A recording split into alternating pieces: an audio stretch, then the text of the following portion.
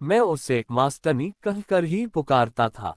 वैसे तो वो डिग्री कॉलेज में प्रोफेसर थी, मगर मेरे प्यार के शब्दों में मास्टरनी शब्द ही रच बस गया था।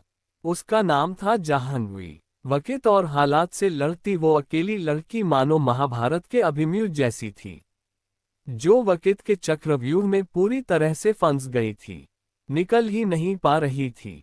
मेरी उससे पहली मुलाकात में ही मुझे यूं लगा जैसे वो हमेशा मेरी ही थी। मुझसे उसका लगाव और आत्मीयता एकदम स्वभाव के साथ थी। उसने मुझे कभी किसी रिश्ते में नहीं बांधा, किंतु मैं उससे बेहद प्रेम करने लगा था। उसकी परिस्थितियों की वजह से नहीं, बल्कि उसका मुझ पर विश्वास और आस्था देखकर। आत्मविश्वास से लबालब, हालात से जूझते हुए उसके मुंह से बार बार ये निकलना, किसी के बाप से नहीं डरती, मुझे उसकी तरफ प्रभावित करता था। उसकी कहानी एक आम लड़की से कुछ ज्यादा नहीं थी, पर कुछ ऐसा अलग था उसमें जिससे वो खास बन जाती थी। पिता के घर से उठी उसकी डोली इस विश्वास के साथ विदा हुई थी कि ससुराल से ही अर्थी निकलेगी, पर विधाता ने जो लिखा था उसे तो भुगतना ही पड़ता है। तीसरे दिन ही वो मायके भेज दी गई। पिता से लेकर माता व रिश्तेदारों ने कारण पूछा, तो पता चला जिसे परमेश्वर समझकर 7 फेरे लिए थे, वो तो बिल्कुल ही मंदबुद्धि या यूं समझ लो बुद्धिहीन ही था। पत्नी क्या होती है उसे पता ही नहीं था, रिश्तों को वो समझता ही नहीं था। एकदम बालक जैसा, तमाम सपनों और प्रियतम के प्यार की चाहत रखनी वाली जाह्नवी ने कितने स्वभाव चुने थे, मगर सब चकनाचूर हो गए। पहली ही रात को पत्नी को प्रेम करने की जगह वो बालक बुद्धि तो अपनी माँ के पल्लू से लिपटकर सो रहा था। जाह्नवी पूरी रात रोती रही। दरअसल माता पिता का इकलौता ये लाडला था, जिसकी शादी झूठ बोलकर जाह्नवी के साथ करा दी गई। जाह्नवी के गरीब पिता ने केवल उसका घर व सरकारी सेवारत माता पिता ही देखे। 3 दिन तक जाह्नवी की आंखों से आंसू नहीं रुके।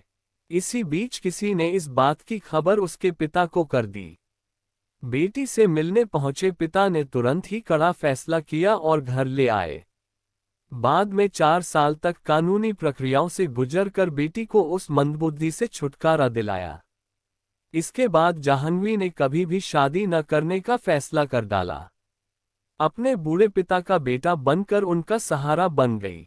कॉलेज में पढ़ाने लगी, लेकिन बहुत ही स्पष्टवादिता और गलत का विरोध मुश्किल ही था। एक दिन मैंने उससे पूछ ही लिया कि जाह्नवी, तुम्हारे जीवन में कोई है? उसने कहा, मेरे जीवन में केवल मेरा परिवार है जिसके लिए मुझे बहुत कुछ करना है। मेरे प्यार को शायद उसने समझा हो नहीं था, अथवा समझकर भी अनजान बन गई थी। उसका मानना था कि किसी की खुशियां छीनकर कभी कोई खुश नहीं रह सकता। कभी मन होता तो कहती, मैं कभी किसी के घर में आग नहीं लगा सकती, किसी की खुशी नहीं छीन सकती। उसके ये वाक्य मेरे मन को पूरी तरह कुचलने के लिए काफी होते। पर मैंने भी उससे बात करना बंद कर दिया, अपने मन को समझा लिया। किंतु कहते हैं ना, ईश्वर का लिखा कभी मिट नहीं सकता। वही मेरी जिंदगी में हुआ। मैं उससे जितना दूर भागता वो मेरे उतना पास आती।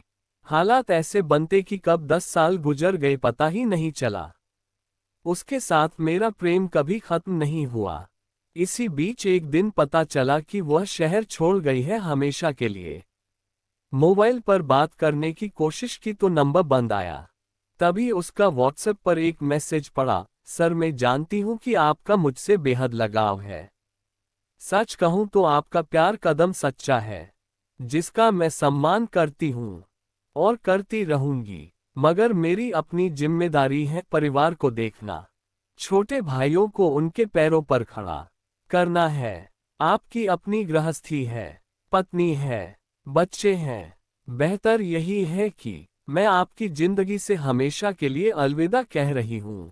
इससे आपका घर भी टूटने से बच जाएगा और मेरी जिंदगी का लक्ष्य भी पूरा हो जाएगा। मुझे गलत मत समझना, हृदय में आपके लिए हमेशा सम्मान की भावना रहेगी। कृपया कभी संपर्क मत कीजिए, ये निवेदन है। इस मैसेज ने तो मुझे तोड़ ही डाला। अब जाह्नवी से कभी मुलाकात नहीं हो पाएगी। इस वियोग ने मुझे खूब रुलाया, किंतु अगले ही क्षण मेरे सामने मेरी पत्नी व बच्चों का चेहरा था। शायद मैं भटक रहा था, जाह्नवी ने मुझे सही रास्ता दिखा दिया। उसने ये शहर केवल मेरी खुशियों के लिए छोड़ा था। वो मेरे जीवन की पथ प्रदर्शक निकली। मैं गलत था, मुझे उससे प्यार करने का कोई अधिकार नहीं था। उसकी सच्ची और साफ सुथरी छवि ने मुझे सही मार्ग दिखा दिया था। जाह्नवी ने त्याग कर दिया था, लेकिन जाह्नवी हमेशा मेरे मन के एक कोने में रहेगी। उसके लिए मेरा प्यार हमेशा जिंदा रहेगा, चाहे कुछ भी हालात हो, ये मेरा विश्वास है। वो मेरे जीवन में वाकई मास्टनी ही साबित हो गई।